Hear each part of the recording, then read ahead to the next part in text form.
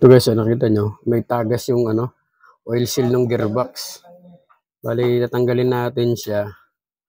Papalitan natin ng oil seal. Kasi tumatagas na.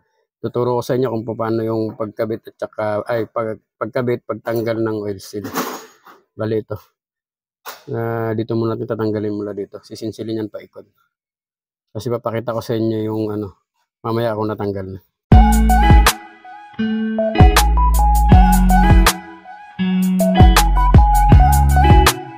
Guys, tanggal na natin. Bali, sinsilin nyo lang pakaliwa. Tapos, bitread kasi kasi ikutin nyo ganyan. Tanggal na.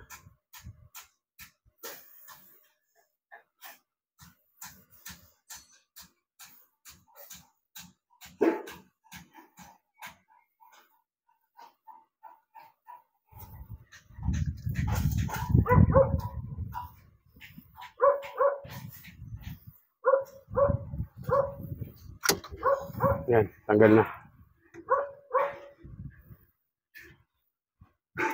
Guys, ito na guys, nakuha ko na yung takip ng gearbox. Bali, ito na siya. Ito yung papalitan natin, oil seal niya. Bali, tatanggalin muna natin tong bearing niya para matanggal natin yung oil seal. Yan, yung oil seal.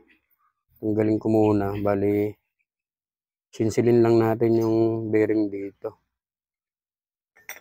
Yan, dito natin sisinsilin para lumabas yung bearing.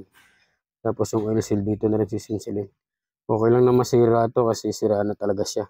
Yung pagbalik ang kailangan natin na huwag masira.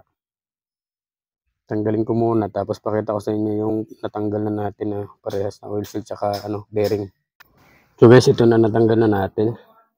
Ito yung nakalagay dito. Ibabaw. Ito naman yung nasa ilalim. Mamaya, papabilan na natin to. Tapos mamaya, ipapakita ko sa inyo yung pagkabit. Pagkabit niya na hindi masisira. Pero ngayon, papabilhan muna natin. Tapos lilinisin natin yung dito mamaya. Yan mga yun. Kasi maraming dikit-dikit. Guys, ito na nakabili na.